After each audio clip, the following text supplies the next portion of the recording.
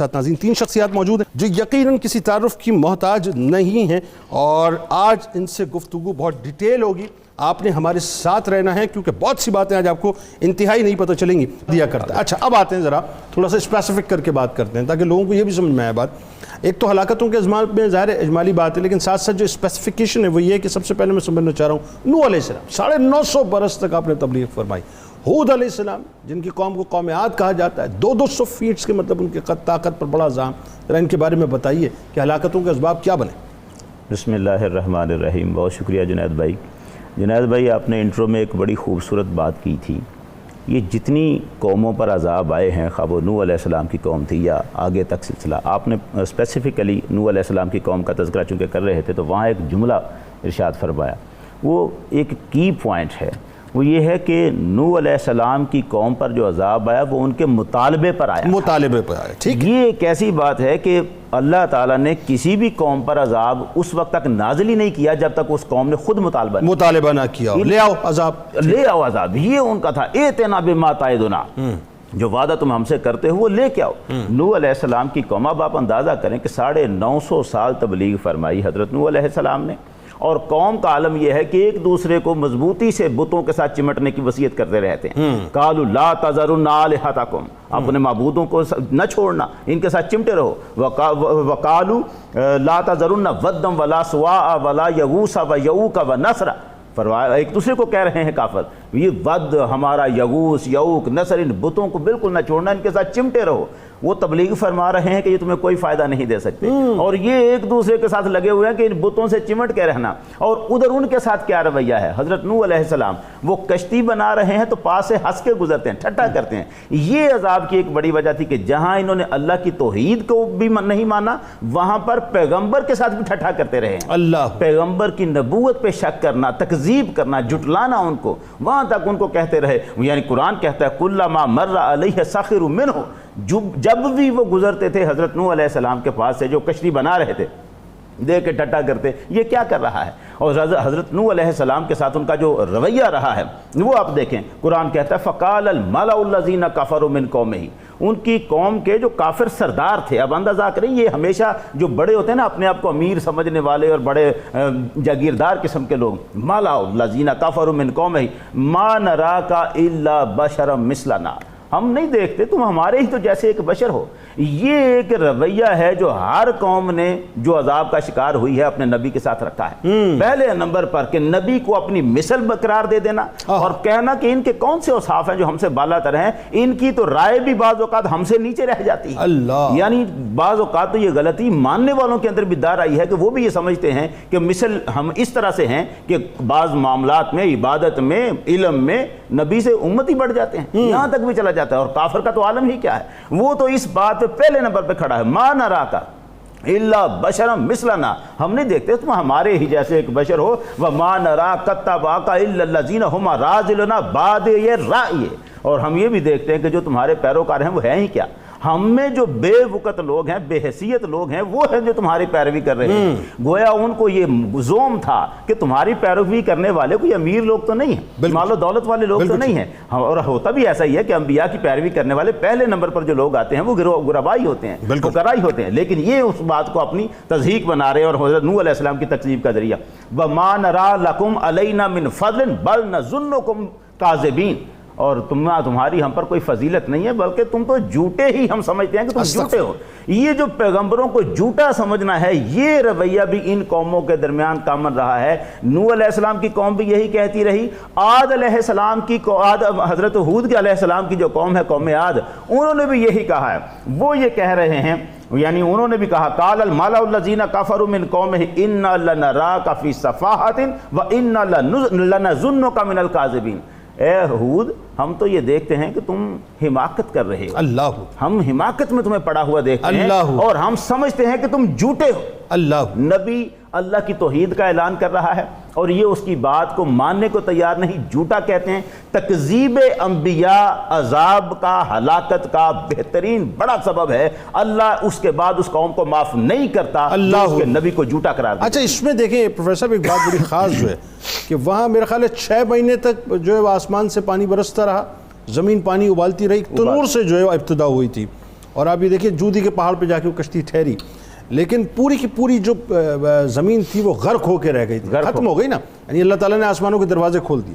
یہاں جو خاص بات ہے ہود علیہ السلام کی قوم کے حوالے سے، جسے ہم قوم عاد کہتے ہیں، میں ایک بات میں دیکھ رہا تھا کہ اس زمانے میں ٹیکنالوجی نہیں تھی، ڈاکٹر صاحب ٹیکنالوجی نہیں تھی، لیکن آپ یہ دیکھیں آج بھی اگر تبوک سے پہلے وہ اگر آپ پہاڑ جا کر دیکھیں تو آپ انگشت بدندہ رہ جاتے ہیں کہ انہوں نے کس طرح سے، یعنی گرمیوں کے گھر الگ، سردیوں کے گھر الگ، کتنا ریفائن، کتنا جدید نظام اس زمانے میں ہوگا اور کتنی طاقت اللہ نے دی۔ بلکہ یہاں تو یہ بھی دیکھیں کہ صرف یہ گھر جو بنانے والا معاملہ ہے وہ صرف لطف اندوز ہونے کے لیے اونچے اونچے ٹیلوں پر اپنے مکانات بنا کے رکھتے ہیں، یعنی ان میں رہنا نہیں، ضرورت نہیں ہے ان کی۔ یہ بات ان کو کہی ہے حضرت ہود علیہ السلام نے، اتبنون بکل ریء آیۃ تعبثون، جہاں کوئی اونچا جگہ دیکھتے ہو، ٹیلا دیکھتے ہو، وہاں کھیل کود کے لیے، ایک انجوائے کرنے کے لیے تم اپنا ایک مکان بنا لیتے ہو، وَتَتَّخِذُونَ مَصَانِعَ لَعَلَّكُمْ تَخْلُدُونَ، اور تم گھر اس توقع پر بنا رہے ہو گویا کہ ہمیشہ تم نے اس میں رہنا ہے۔ یہ ان کا رویہ جو تھا وہ بنایا ہوا، تَنْحِتُونَ الْجِبَالَ بُيُوتًا، تم نے پہاڑوں میں اپنے گھر بنا لیے ہیں۔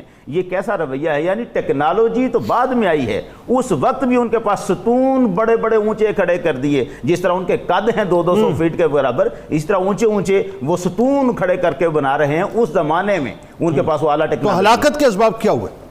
اب یہاں قرآن مجید ان کا تعارف دیتا ہے، تِلْکَ عَادٌ جہدوا بآیات ربہم وعصوا رسولہ واتبعوا امر کل جبار عنید۔ تین وجوہات مین قرآن نے بیان کی۔ اچھا وہ کیا؟ قرآن مجید کہتا ہے سب سے پہلی بات یہ ہے کہ انہوں نے اپنے رب کی نشانیوں کو جھٹلا دیا۔ ٹھیک، جو نشانیاں بھی پیغمبر بیان کرتے ہیں یہ ان کو اللہ کی نشانیاں ہی نہیں مانتے، اور کچھ نشانیاں نظر آتی ہیں توحید پر ایمان نہیں لاتے۔ وعصوا رسولہ، اور اللہ کے رسولوں کی نافرمانی کرتے ہیں، ٹھیک، حکم دے رہے ہیں رسول اور نہیں مانتے۔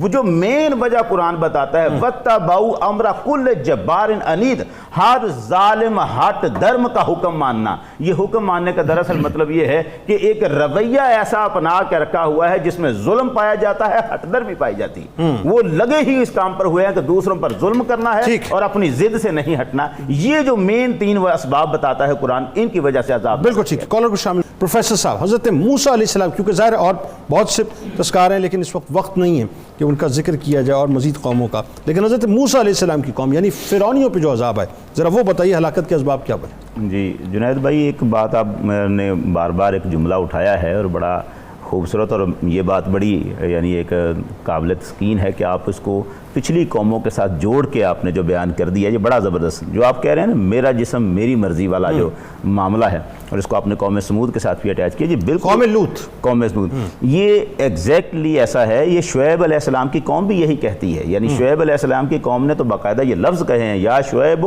اصلاتک تامرک ان نترک ما یعبد آباؤنا او ان نفعل فی اموالنا ما نشاء۔ یہ جو ان کے لفظ میں کہتے ہیں، اے شعیب کیا تمہاری نماز تمہیں یہ حکم دیتی ہے کہ تم ہمیں یہ کہو کہ ہم ان کی پوجا کو چھوڑ دیں جو ہمارے آباء و اجداد پوجا کرتے تھے، او ان نفعل فی اموالنا ما نشاء، یا ہم اپنے مال میں اپنی مرضی استعمال کرنا چھوڑ دیں، ہمارا مال ہے ہماری مرضی۔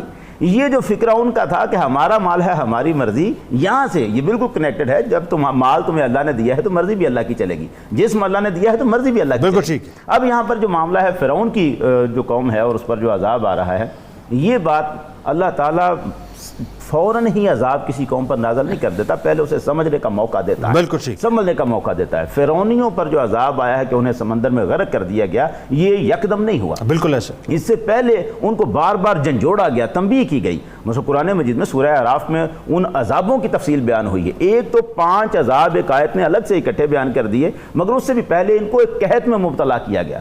وَلَقَدْ أَخَذْنَا آلَ فِرْعَوْنَ بِالسِّنِينَ وَنَقْضٍ مِّنَ الثَّمَرَاتِ لَعَلَّهُمْ يَذَّكَّرُونَ۔ قرآن کہتا ہے ہم نے اسے کئی سال قحط میں مبتلا کر کے رکھا، اور نقص ثمرات یعنی ان کی نعمتیں چھین کر بھی ان کو، تاکہ یہ نصیحت پکڑ لیں۔ اب فرعونیوں نے اس سے بھی نصیحتیں نہیں پکڑی، بلکہ انہوں نے الٹا موسیٰ علیہ السلام سے کہا تمہاری نحوست ہے اور تمہارے ماننے والوں کی نحوست ہے جس میں ہم مبتلا ہو رہے ہیں۔ اور اس کے بعد پھر جب ان کو خوشحالی کا وقت آیا تو اب انہوں نے کہا یہ ہمارے سبب سے ہے، یہ خوشحالی ہماری وجہ سے ہے، اور جو مشکل آ رہی ہے یہ تمہاری وجہ سے۔ بالکل صحیح بات، ایسے ہی۔ اس کے بعد پھر اللہ نے پھر جھنجھوڑنے کے لیے جب ان پر قرآن مجید نے پھر وہ عذابوں کا 5 عذابوں کا جو تذکرہ کیا ہے، فَأَرْسَلْنَا عَلَيْهِمُ الطُّوفَانَ وَالْجَرَادَ وَالْقُمَّلَ وَالضَّفَادِعَ وَالدَّمَ آیات مفصلات، یعنی ہم نے الگ الگ کر کے یہ نشانیاں بیان کی ہیں۔ 5 طوفان آئے، ٹڈی دل کے لشکر ان کے اوپر آئے، مینڈکوں کے لشکر آ گئے ان کے اوپر، خون کا عذاب ان کے اوپر آیا، جوؤں کا عذاب ان کے اوپر آیا، اور اب یہ سارے عذاب آپ اندازہ کریں، خون کا عذاب جو تھا یہ تو انتہائی اس کا